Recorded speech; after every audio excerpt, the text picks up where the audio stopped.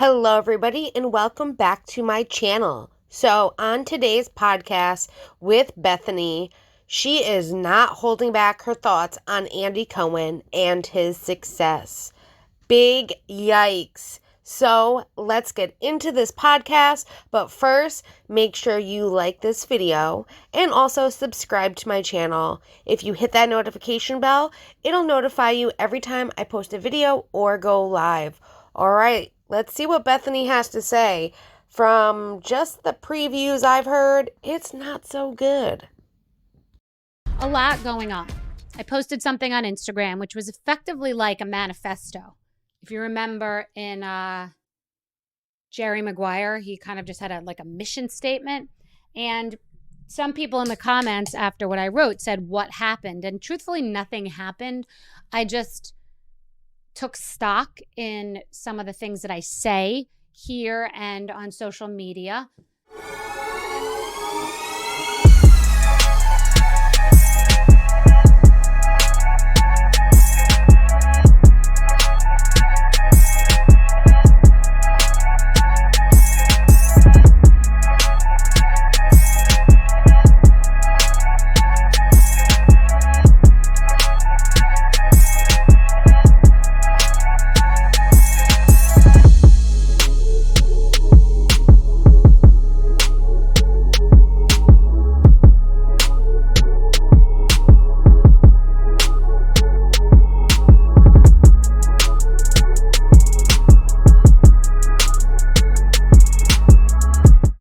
Some of the things that I do, and I wanted to kind of own my side of the street and be accountable. I wanted to be accountable because the reality reckoning has been something that I've brought up about the exploitation on reality TV. And it keeps going deeper as I have Rachel on and then I have Nene on. And we talk about discrimination and we talk about women and we talk about Watch What Happens Live. And I'm a very analytical person. And it really has become very clear in being away from the housewives for so long, what I really feel about it. And what I really do feel about it is that it is an environment designed to pit women against each other, for women to rip each other apart.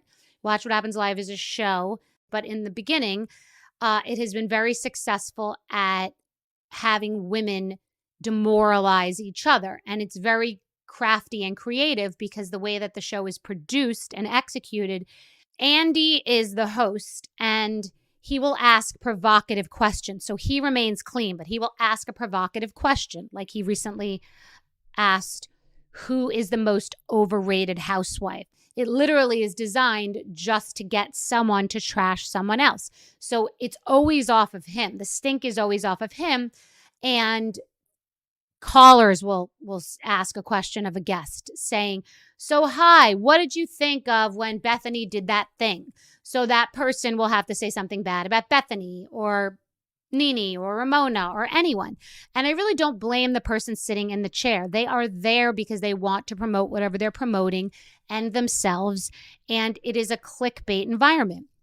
So the show has been successful on the backs of like 150 to 180 women that leave that night and then have to live with tweets and articles and hate by bloggers because they will say something provocative. And it's never the question that is questioned. It's always the answer that is questioned. The answer and the clickbait comment is always what gets the person into trouble and what has made many, many housewives dislike each other without even having met each other, because it perpetuates women gossiping and talking badly about other women for profit. So one example is that a woman on the new Housewives, which doesn't do well, it gets a couple 100,000 or like 300,000 or 400,000 viewers a week and really needs the press. A woman on that show who's not relevant yet, well, who's new. So by definition, you're not that relevant and you're on a show that has arced and is on the back end. I mean, basically Watch What Happens Live and The Housewives is like a nightclub at 2:00 in the morning. It basically has peaked, and it's like, at 2:00 in the morning, it's when people's mascara is running, their eyelashes are coming off of their face, and it gets a little sloppy. And so if you have someone who's on the New York Housewives now in a post-successful era, they're going to want to squeeze that sponge for any amount of liquid they can squeeze it for, and you can never blame them. You cannot blame the talent because they need the relevance, the fame. It's why they went on the show. It's why I went on the show. Yesterday, I did this manifesto and sort of mission statement saying I own my part in the swamp. I was in the middle of the swamp. I capitalized on the swamp. And not until I walked away from it for years now. I mean, I've left twice, and I walked away from a new show on Bravo last months ago because I just didn't want to be in the environment, which was tempting. So I walked away now 3 times because I realized that I was also gross, and I was gross for even contemplating going back, being involved, because I just was making excuses for what this medium was because I was still capitalizing on the medium, and even going on Watch What Happens Live to promote what I was doing or whatever I was promoting was still being part of that machine. And so the last time I was there, yes, I went on the show, and it was very obvious to the viewers that there was an ambush. And Jeff Lewis, who I really do like, and who I had a nice conversation with about it afterwards, and who I don't blame because he too is talent on the show, trying to make a living, trying to promote what he's promoting, and part of this machine. And he was asked very provocative questions and really came for me as Andy came for me, related to ReWives, a show that is definitely not about bashing people. It's about breaking down episodes of a show that I was part of a franchise that I was part of, and relating it to modern day issues. Could be menopause, could be infidelity, could be divorce. And Andy came for me in the media, but as someone who thought they were his friend on some level, Andy didn't come to me directly to tell me what he thought of the show that I was doing. He went out and talked about it in the media publicly. And I think it boomeranged on him because it was several weeks of bad PR for him in saying that he trashed it. And of course, I'm entitled to talk about something that I was as much a part of as he was. He actually never got dirty in it. I actually got dirty in it. So it backfired on him because he became a housewife. He took the bait, and he kind of publicly said several things negative against me. And then he tried to double down on his own show and do it again because it is his own show and he's protected there. It also backfired because the audience thought that he and Jeff had ambushed me. Andy Cohen has built a fortune and bought beach houses on the backs of like 180 women. And what I said in my statement was that we get filthy while he remains clean and gets filthy rich. And that maybe I am biting the hand that feeds me, and maybe that hand deserves to be bitten. But most importantly, that I have to think about the things that I say and the way that I say them, and I have to find the line between my opinion and the media machine and what it feeds me, and that I need to err on the side of the human being.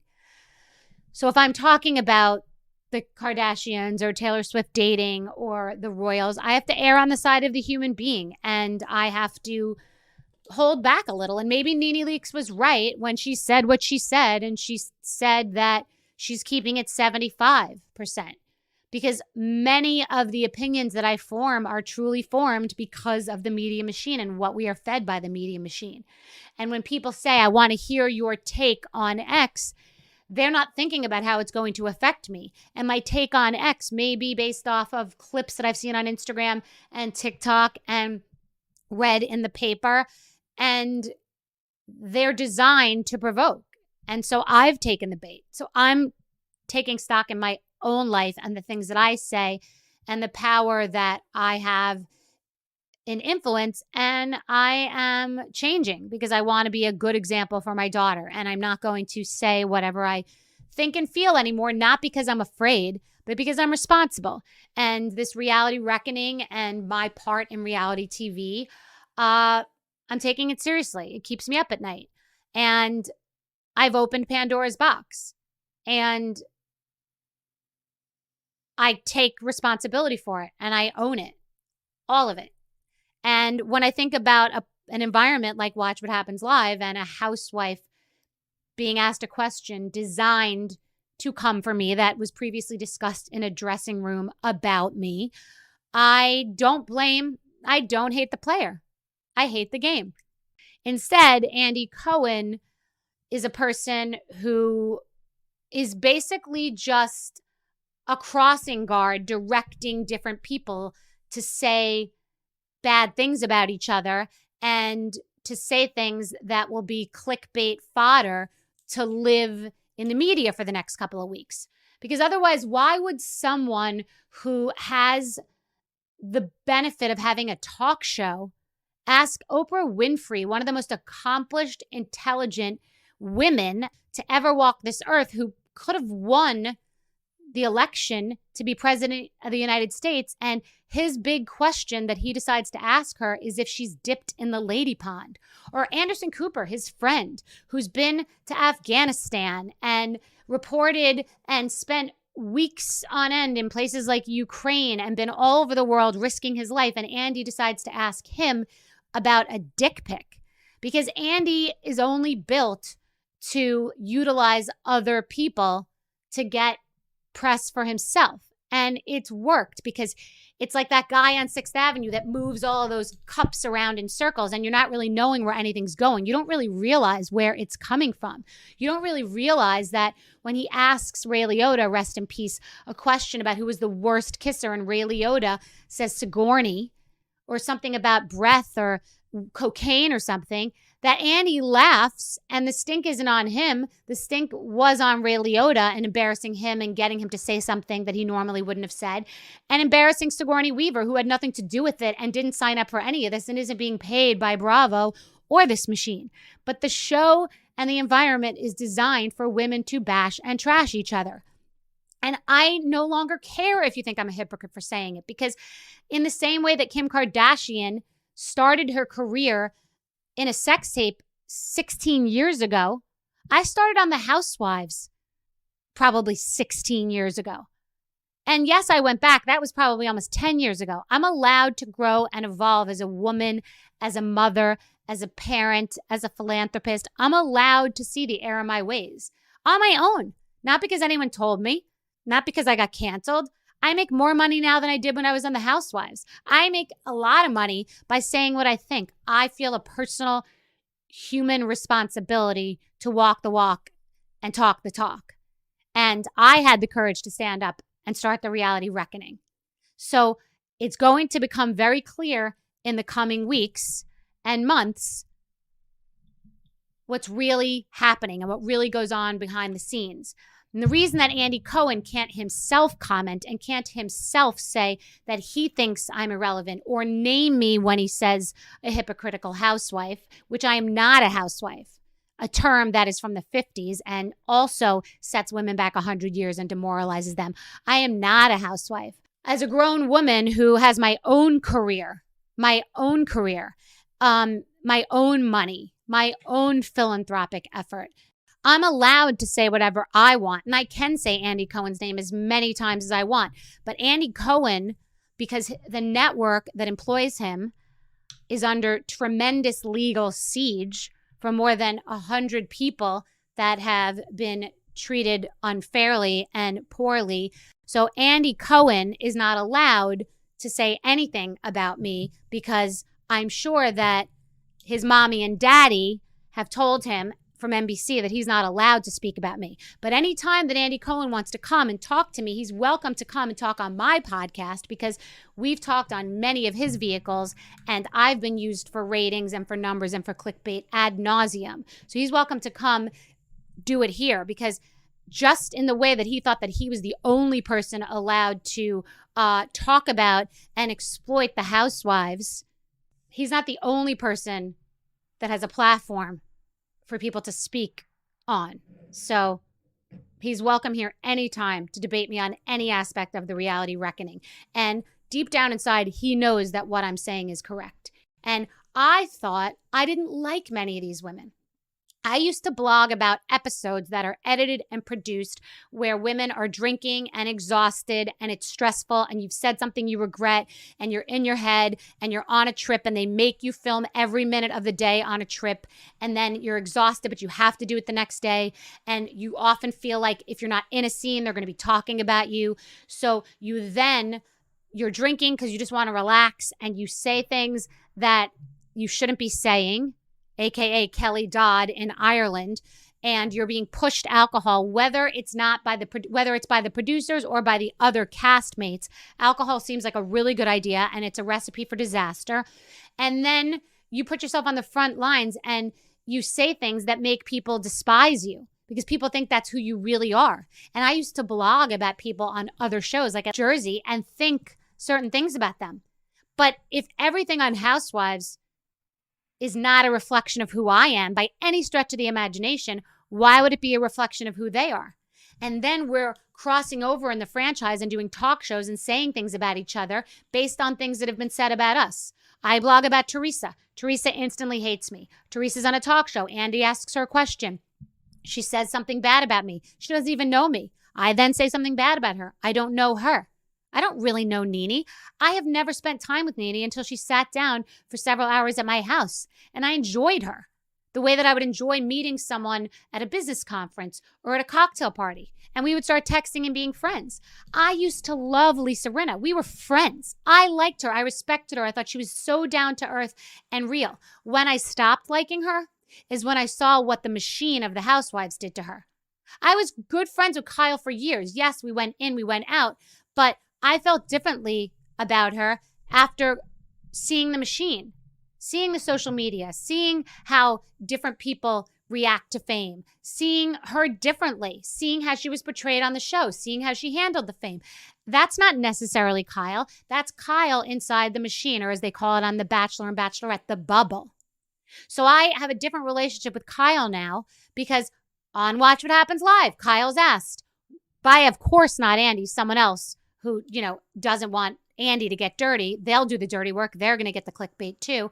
And she's asked, why did you unfollow Bethenny on Instagram? It's a provocative question. Why not ask Kyle about her travels, her marriage, her kids, anything interesting? But no, the questions are always designed for a woman to trash another woman. A poll designed for one person to win and one person to lose. In the words of Nene Leakes, I said what I said. I'm doubling down. I'm tripling down. I'm out here now naked. And while Andy is playing checkers every night, having women trash each other on his show, I'm here playing complicated chess. So I'm right here anytime. In addition, there are many Watch What Happens Live clips and moments that have been rinsed from the internet. I don't see any of the bad things I've done rinsed from the internet. So Brynn came with me to Watch What Happens Live. They're not allowed out in the audience. She stayed in the dressing room. She got dressed up. And that was the night that Jeff Lewis and myself were on. I like Jeff Lewis. I have a good history with him. I've always enjoyed him. And I think he crosses the line, but rides it. And I just intrinsically, instinctively like him. Now, I know he's close with Andy for years, and I don't know how much of that is show friends and show business, but we had a really nice conversation before the show started, and he kind of came in and was firing at me once the show started, and it did feel like a firing squad. Andy, too, was firing off at me, and what I found interesting about it was that Andy texts me all the time and had so many opportunities to tell me what he had felt about ReWives, but he really did save it for the headlines for his show. And I thought our relationship transcended that. In fact, I have so many very private texts between Andy and myself that I will never divulge because I have a code about sharing information or secrets or texts, and I am a vault. Anything I've said about Andy is an observation and a feeling. It's not proprietary secrets between us, whether it's about money or other housewives. I don't fight dirty. I fight clean. Like, it's all above board. So I felt that Andy really was saving what he felt about ReWives for ratings. And that bothered me because it felt like an ambush. He was saying things to me on his show that he hadn't said to me anywhere by text. The only thing he ever said to me by text was, "I'm glad to see you embracing the housewives," when I told him I was doing ReWives. Then on his radio show, in many interviews, and then on his Watch What Happens Live show, Andy took the bait like a housewife and created the bait to take a shot at this bee.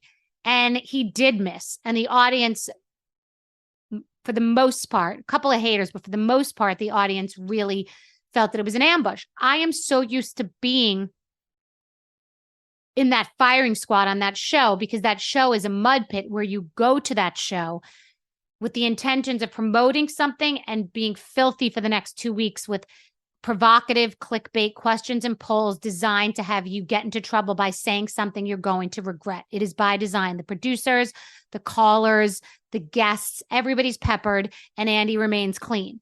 So on that day, I remember Teresa had just gotten fired upon and made to look unintelligent. And she was in the dressing room and we had a chat. And then after I returned from my segment, I came back in and Bryn was like, "Mama, I didn't like that. He was mean to you." Like, she really didn't like it. She felt that everybody was ganging up on me and bullying me. To be perfectly honest, I didn't really entirely notice. Like, I'm so used to it, but it felt that way when I was on the show. I felt ambush, but I'm very good under pressure. I'm good when under fire. I had one reunion where everybody knew that everybody was coming in with their own gun. And on that reunion, I helped Luann get paid for the reunion without attending. And she would have been the only ally I would have had. And yet, because she was in a bit of trouble personally and emotionally, I helped her get exempt from the reunion and still get paid and get her rehab paid for her. And I took it on. I was raised at the racetrack and in an abusive environment. It hurt me for my daughter to just be hurt. She felt hurt. She was like, "I thought that was your friend, Mama." And, it's like, there are no friends. This is show business, not show friends.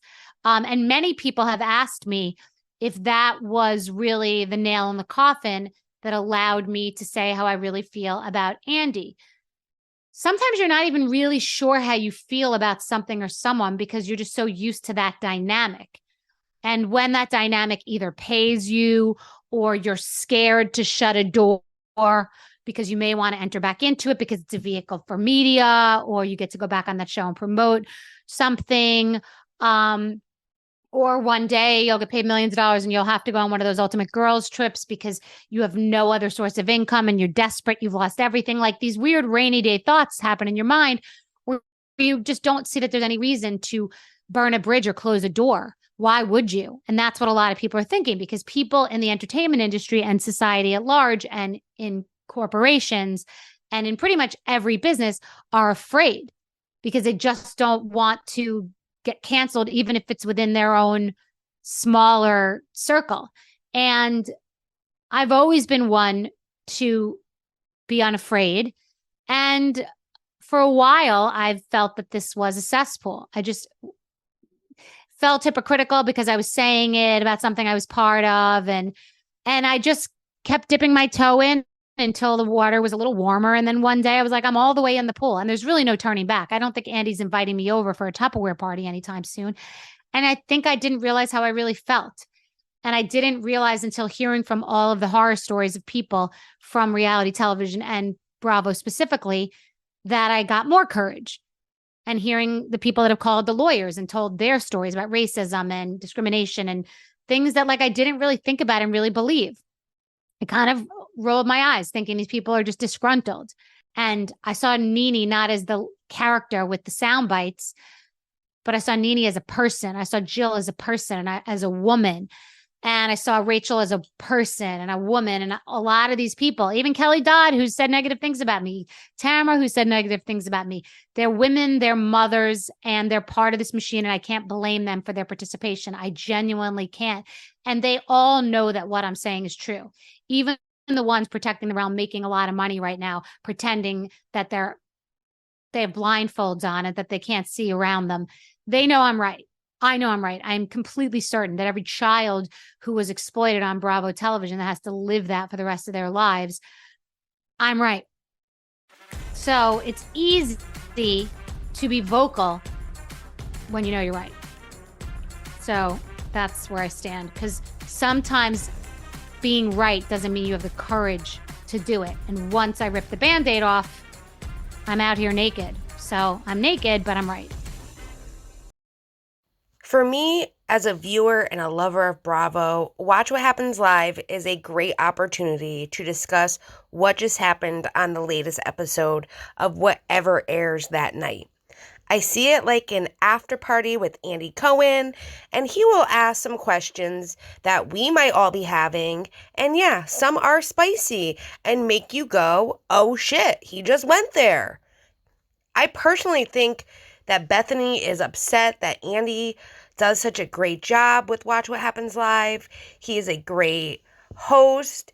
He keeps asking questions that all of us are thinking or would like to ask and see what they might say. In a business perspective, it's a great move. It's not Nancy Grace where she's covering the news and talking about politics. Like, that's just not the show. The show is about reality television and what we just saw. People that are interested in these shows are always wanting more and wanting to hear the details of what was not shown or what happened. Everyone, of course, they're going to like some things and they're not going to like others.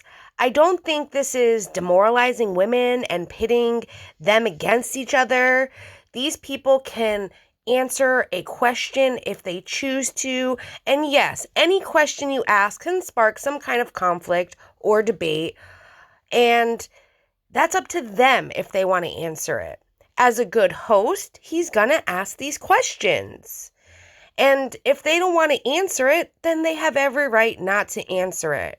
And what makes it different for any one of these people who decide to do this? What makes it different than a podcast or a different television interview or anything on social media? If any of them want to do Watch What Happens Live, they have the opportunity to. If they don't, then they don't have to do it. Bethenny chose to do Watch What Happens Live, even though she was no longer on RHONY, and it was years even later that she still comes on as a guest to talk about her newest adventures and things like that. And the last time that Bethenny was on Watch What Happens Live was when she was talking about ReWives, this podcast here that she's on, and promoting it with Jeff Lewis. And she's had some conflict, I guess, ever since then, though she has not spoken about it really until now. My thing is, what does this have to do with Andy? Why is he worse than she is? She has a podcast. She talks about her opinions. She asks hard questions to the guests that she has on. Some that even spark debates with other people, like the whole Rachel podcast. That sparked a lot of debate, didn't it? It's the same thing. Bethenny also says in this podcast that she's walked away from Bravo now 3 different times, one being recently just a few months ago.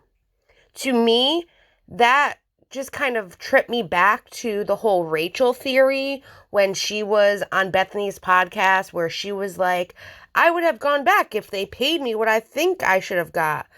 She said it and it was very tempting, as she says, but she also felt gross for even thinking about coming back.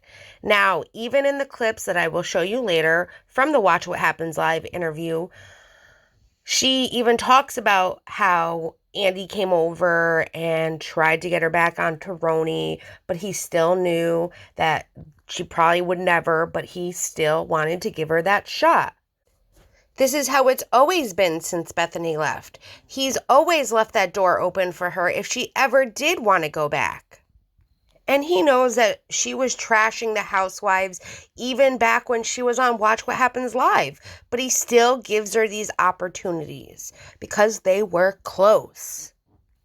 I also want to point out that Decider did post an article regarding Bethenny Frankel responding to the whole RHONY star Jessel Tank, calling her the most overrated housewife. and that they need to be more relevant, which, as we know in her podcast here, she says that they're going to squeeze that sponge for any amount of liquid they can squeeze it for and can never blame them. You can't blame the talent because they need to be relevant and have that fame.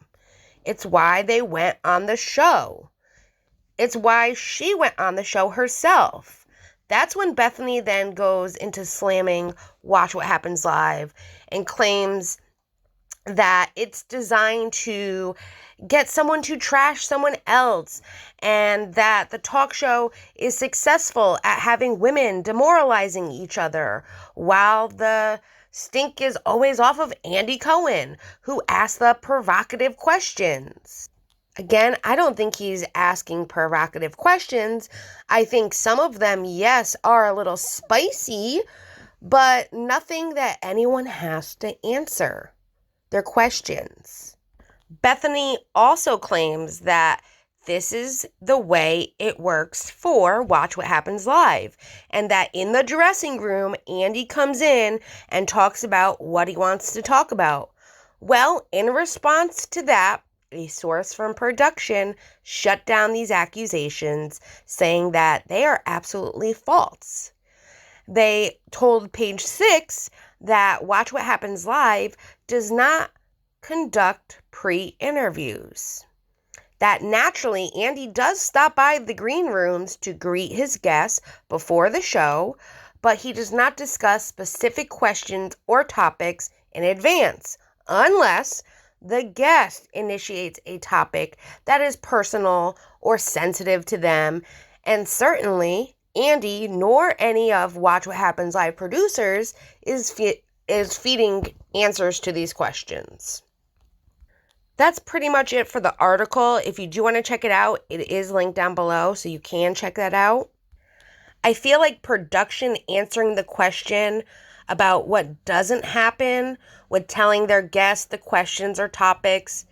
But I will say that Bethenny's main point was that these people are pitting women against each other in the sense of asking questions that they know are over the top or can cause some kind of friction or drama with others. This does happen, absolutely. I know that these questions being asked aren't all Bravo. They are also from fans. They cite the sources. Even when Andy says, like, example, this is just an example. Queen of Bravo on Twitter says, you can easily then go to Twitter, look up the name that he gave, and see if they're asking these questions and things like that, which I have done before, and they are there because I do know some of the Twitter names that he's mentioning because they are Bravo fan accounts as well. But even then, they are asking questions. They are having these games, and they're entertaining everybody, but they are also asking what people are wanting to know or what they are thinking. And it's like, this is not just on Watch What Happens Live. This happens on podcasts, other interviews, other videos.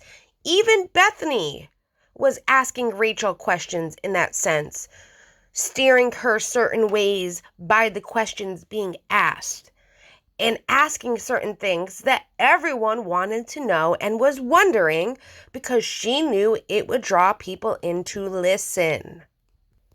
In my opinion, I feel like Bethenny is the queen of banter and shade. She can dish it out, but she can't take it. And she trashes people all the time and says whatever she wants. But if anyone says anything back, now she's a victim. That's what bothers me the most. I will say, though, she is at least more aware, but we will see in due time if her being aware will bring forth this change that she talks about. Bethenny says her opinions and what she says regarding different things happening are based off the media, and she's feeding the machine, and she might base her opinions on what she sees from clips, whether it's from IG, TikTok, or YouTube, but she needs to be more aware of what she thinks and how she says things, not because she's afraid, but because she is responsible. But is she taking responsibility? I don't think so. Not all the time, at least. And taking accountability is the first step to change. And we can only hope that this change comes. I do respect that from Bethenny. I know people say, well, she has done this and she's done that. And, all of that is true. She has done a lot of shady stuff too, especially with production and her own programs and stuff that she's produced. I've watched some interesting videos and read about a lot of different contracts that she had for actors and actresses that weren't put in place to protect them. If she wants this change, she has to make the change, even with everything that she does. I'm willing to give her a shot to see if she is about that change and not just saying what she might do or what she would like to do. You have to make that change. Bethenny then makes one comment that really stuck with me. Well, besides the fact that she says Andy Cohen has built a fortune and has bought beach houses off the backs of 180 women. That one stuck with me too. But she says that Andy Cohen is out here playing checkers every night and she's over here playing chess and she's ready. Listen, in my opinion, if anyone is playing chess, it's Andy. He has a natural gift with what he does, whether good or bad. He is asking questions and things that will get people to talk for a week till the next headline comes out. That is playing a good game right there. And to me, Bethenny is the one playing checkers.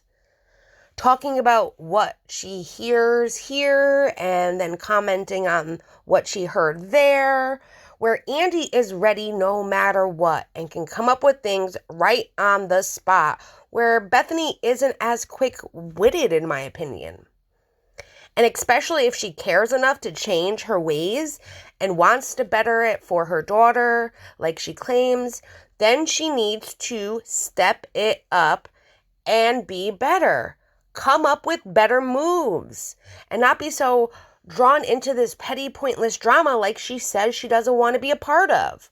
She talks about what Andy could have said when talking to Oprah. But do we think Bethenny could have done a better job? In my opinion, no, I don't.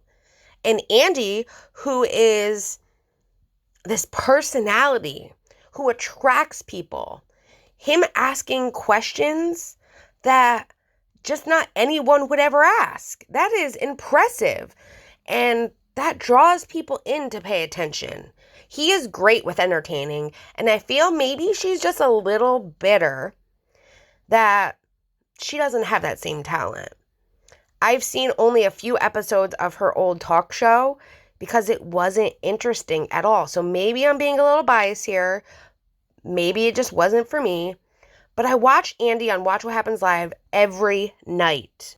Even nights I might not even know who the guest is or enjoy the guest that he has on.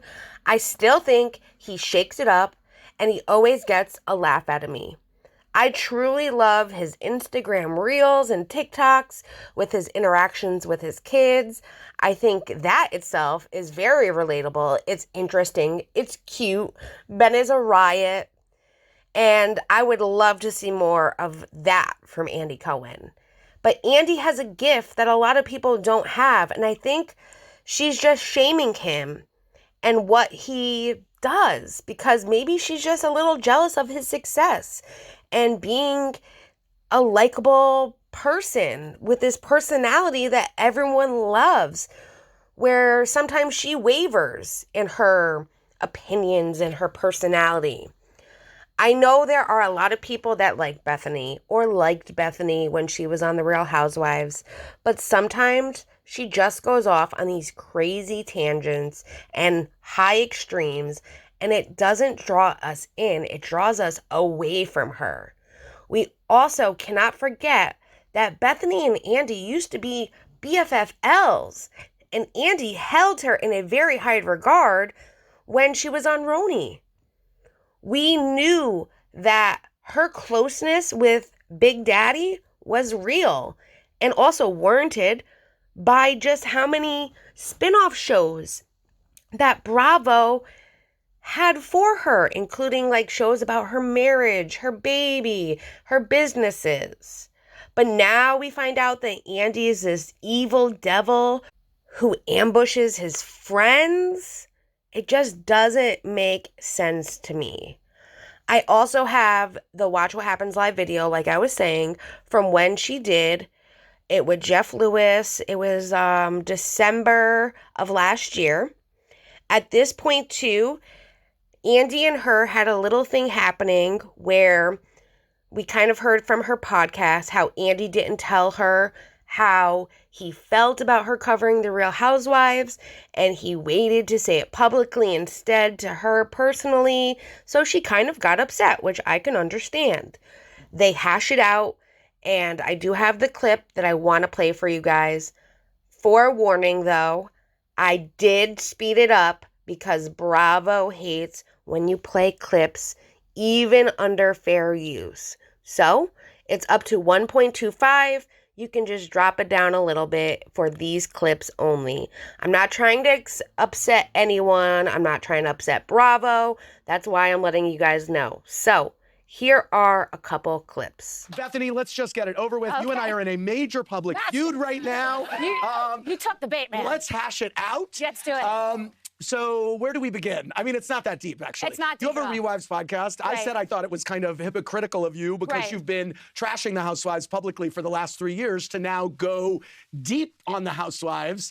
And your response is? My response is you did not say that to me privately. No, you said that publicly. I said, what I said to you privately was, wow, I'm glad to see you're embracing the Housewives. Which is not the same thing that you said publicly. Yes. So it was a little tea. And we haven't spoken about it until now. So he saved the tea. I did. For the tea, for the tea party. First, I said I was surprised. Right. That was the headline. And then on the radio, I was like, shocked. Was the headline. And then on the radio, I said, I need to explain why I'm shocked. She's been trashing the show for 3 years. Well, no, I actually haven't been trashing the show. I've said it wasn't for me because I do think that it was toxic, and I'm entitled to not want to be there, but still want to talk about it. How could I be on for more than a decade and not have reflections to share? And I'm not trashing people on the show. What's funny is that it's more like... Well, you called it boring, toxic, women against other women. I mean, No, I didn't call it boring. I've called it toxic, which I think it has gone into... RHONY Legacy boring.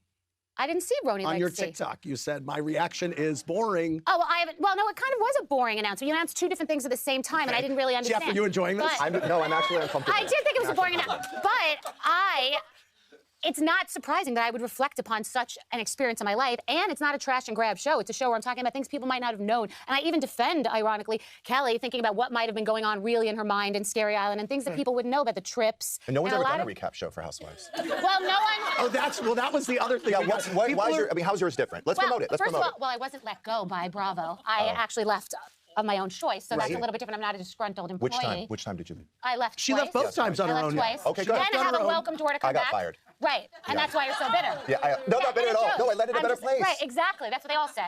Right, but... No, I really did. No, I really did. Like, I'm happy. You said it. You opened the door, baby. Don't come for this fee unless you want to get shot. I have no issue with you, Bethenny. You just said, why would you do a recap like it's never been done before? Did he shade or did he not shade? I said, how's yours different? Right. Let's promote it. But there was And then I opened the door for you to promote it. I didn't see it that way, but I appreciate it. So defensive. I want to congratulate Jeff on recently having his lip fillers dissolved after an iconic stint that spanned 20 years and 4 presidents. And since Jeff is up to date on Salt Lake City, I hope he can give us some lip about all the drama there. I'm just going to flip through this. Salt Lake City, what is your reaction to Jen Shah this season on the show? Honestly, I think she's a really good character. Yeah. So I'm going to miss her if she's, we don't know what her sentencing looks like, but I would miss her on the show. Plus, there's only like 3 girls on there, so I don't know what we're going to do. You're down to 3, right? What is your take on Meredith being the CEO of Fun? Oh, I think she failed miserably. Do you believe Angie K spent all that money on Coach Shah's party and Jen didn't pay her back? Okay. I mean, I think you probably would agree. Bethenny, you're mad at me right now. I'm not mad at you. I'm not mad at you at all. I'm still angry, but we can talk about it later. I'm not mad at all. But when you agree to host a party, yes. I think from my understanding was that she had offered to host the party. You don't then throw the party and then hand the receipts to the guests and say, here, reimburse me. I just thought that was, look, it was a $15,000 entry fee to be on that show. So that's why she hosted that party. Come on, we know. All right. Okay, thank you, Jeff Lewis. Now this next clip was not aired on TV, but it's here on YouTube. It's the Watch What Happens Live after show, where it's another like 8-10 minutes long of them just chatting, but just not on a network. So let's take a look at that clip. Oh, you could be like Tom Cruise, who sends out the cakes. I bought those That could be your too. gift. The coconut cake. I love that. I did too. Where did mine? Mine didn't Joan's come Bakery. yet. I love that bakery. Is it good? It is good. It's $100 It's so worth it. Don't put it in the fridge though. Okay, not a I coconut like my cake cake sweaty. I really do. Yeah, me too. I don't like it when It it's is cold. so good. Yeah. I like my cake to be like glistening. You need to buy it. You need to buy it. I did, but you. it didn't show up yet. Oh, okay. Took a while. I'm gonna order that for the holiday, Shane. Yes. Let's go back to our virtual Look at you. fans. You're in Here, well, I'm trying to drive the bus. Here's Melanie from Buffalo with a question for Bethenny. Hi, Bethenny. Since this was such a topic of discussion on Girls Trip, who do you think is the thirstier housewife, Jill or Dorinda? I'd have. It's just different. I'd have to say that Jill is probably thirstier for sure, but Dorinda wants it really badly too. Dorinda wants Trying it to bad. help Lisa and direct her to the right attorney. I will say I don't think Lisa has listened, and I think that it's like my other friend here, Megan, who's here. She could have. There's a different way you can go. Like you can go for the really harsh attorneys, and you can go for the jugular. Or if you want to settle and be nice and co-parent well, then you do the softer. I've done this because I've had 5 attorneys. But the harsh attorneys, judges don't often like because I they're agree. hot shots, and I don't think sometimes the nice attorneys do better than the hot shots. Everyone wants to go with that guy who acts like. Bethenny, you have no experience with divorce attorneys. Yeah, I'm saying the hot shots are the guys that slick person. Have you had the worst divorce in history? Short of Pretty much. like Tom Arnold's is physical pretty bad. violence. Tom Arnold's is Mine's pretty bad. pretty Hall of Fame. You guys should get together. By the but- way, I got a text from Bethenny. I was getting my eyes dilated. I was in the eye doctor's office. I got a text from Bethenny. This is months ago, saying I am on an airplane next to Jill Zarin. And Right. I was like, I was losing my mind. I was like, how are we not seeing The camera's this? on the plane. And I'm like, this is a show. I know. Bethenny and Jill on a 3-hour flight. I want the unedited 3 hours. I want to watch the 3 hours. It was really interesting. It was, of course, it was actually a pleasant conversation. There was a guy who I knew from college sitting next to me, so at least there was somebody I could like look buffer, over and try to yes. like quickly be like, "This is the clip notes of what's happened." Oh my God! And then she walked on, and I was like, "Boing!" And she was with her boyfriend, and we ended up having a nice conversation. Gary. Right. Did you hash things out? She wanted to go there, and then you know me. If you're going to say it, I'm going to say it. So she Okay. wanted to like, how come you don't? Come on. You know, I went like full, and then I was like, don't. We don't need to. Let's not. Let's And just. how did that go? And it was okay. It was okay. And it was Bethany, let actually me ask you pleasant. something. Do you think that it's possible, people grow, they change, they learn, right? So maybe the Jill today is different than the Jill from 5 years ago. Right. People evolve, and there Yeah. are differences, but there's always that chewy center still there. You know? That Chewy Center? Yeah, there's always that You said Jewy Center. Yeah, no, I was like, wow. Yeah. I was like, well, I mean. Yeah, no, that feels like the Right. menorah behind you. It might be a yes. bad idea. Right. Exactly. Next, Kanye West, ladies and gentlemen. right. Yeah, no, not good. Right. No, there's always that chewy center where somebody still is always themselves. But that's okay. I had a nice conversation with Jill. And it's funny because the question about Jill or Dorinda, I don't know if either of them are thirsty. Everybody on Bravo is thirsty. I mean, it's just part of the Listen, world. you don't get drafted to be on a reality show. Exactly. I mean, So you it's choose to do it. People trying to, Right. that's kind of what I said about my advice, is like people just trying to pretend they're less thirsty than others. So, you know, I like them both. And that's part of the reason for the show, too. I'm enjoying now the nostalgia of Right. those old times. I've found a soft spot in my mind for Simon Van Kempen. Wow. Like, you know what I mean? Just like, I didn't understand him. And Right. now I understand how entertaining he was within the landscape. Have So- you asked Bethany to do Legacy? No, I Why? texted her the day that it came out because I don't first of all, she lives in Connecticut. She's not friends with any of those women, really. that, an hour train and ride? also, Yeah, she could totally do it. No, and also, I think that I don't think we could make a deal on any level. And I just think the train has left the station. I don't think she wants to. Like, I just think it's not even a conversation. The day we announced it, I texted her as a courtesy to say, we are announcing this. If in any moment in the next universe you feel like there's a conversation to be had, we should have it. But I knew. But what I will compliment you, and it's funny because I said this recently about you and Dorinda, the fact that you know that I wouldn't come back and you still say that the door is open is very secure of you. And it was nice of Dorinda to say that too. It makes me feel important, if that makes any sense. Like Maybe being like- season 2.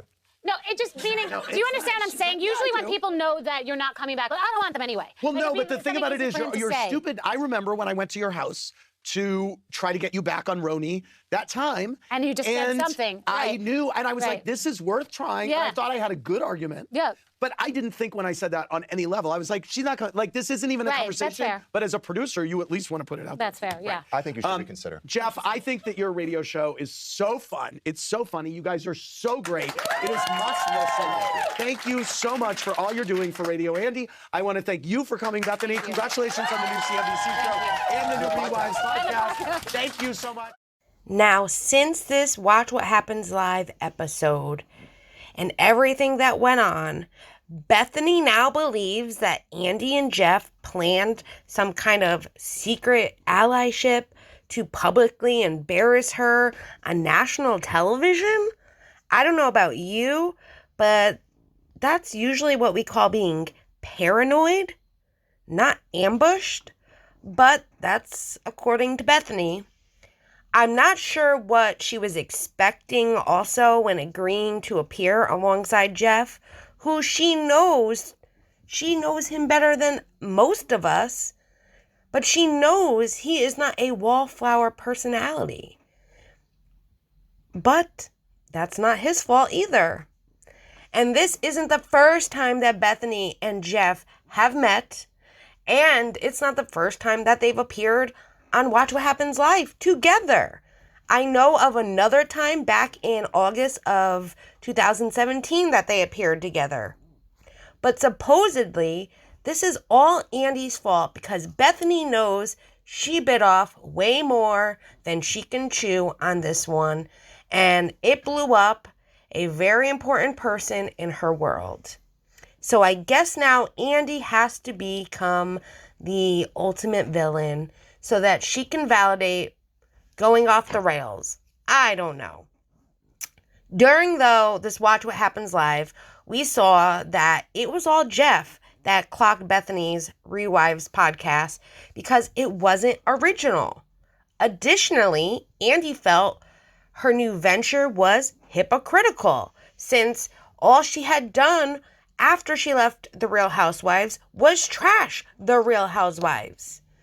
So basically, Andy and Jeff were saying what everyone else was saying, and no lies were told that day. But the truth hurts, and Bethenny felt stabbed. That said, Bethenny believes that Andy made Jeff do his dirty work, and she doesn't blame Jeff. Bethenny said he too is talent on the show, trying to make a living, trying to promote what he's promoting, and is part of this machine. Okay, Bethenny, you were there promoting too. That's why you were there. Another thing that Bethenny says was that after she returned from her segment, she came back into the green room where her daughter was, because she had brought her daughter there, and her daughter said, "Mom, I didn't like that they were being mean to you." Bethenny said that her teenager felt that everyone was ganging up on her and bullying her. I just don't see where. And if you watch the whole episode, maybe you'll get more context, but unfortunately, I can't provide that for you guys. I can only give you these clips, but even those clips were the main context of the program, and I just don't see where they were bullying her. I do want to point out, too, that the age requirement for Watch What Happens Live attendance is 21 and older, which is why production said that her daughter had to stay in the green room. They also told Page 6 that we're not designing this show for 12 to 13-year-olds, which was the age of Bethenny's daughter at that time. Bethenny is the parent here. She is the one to determine whether or not her daughter should be watching this or not watching that. And she also knows how this show is, what kind of questions might be asked, all that. I don't know why she would allow her daughter to watch what was happening, but I think that it was putting her in this position that maybe her daughter should have never been a part of. I also find it interesting that Bethenny also tells us in this podcast that just a few days after Watch What Happens Live, that both Andy and Jeff called her to make amends after their confrontational episode. because they felt maybe it got a little too much and didn't want to have any issues with each other. That's being an adult. Bethenny was the one who said, too, you gotta accept people's apologies and be transparent and roll with the punches. So why didn't she say something then that it bothered her? I'm just not understanding where all of this hostility is coming from. And to me, there was a little tension, but everyone seemed to handle it well. And I don't see where she was ambushed. But what do you guys think? I know I've said enough here, but what do you guys think about this podcast? What do you think from the clips that I showed you? Do you think she was ambushed? Do you think she is just dragging up drama to cause an issue? Or do you think she is still sincerely hurt by what happened that last time she was on Watch What Happens Live? Let me know down below in the comments, and I hope you all enjoyed the video, and if you subscribe to my channel and hit that notification bell, you will be notified every time I post a new video or go live. I hope you guys have a great day. Bye, everyone.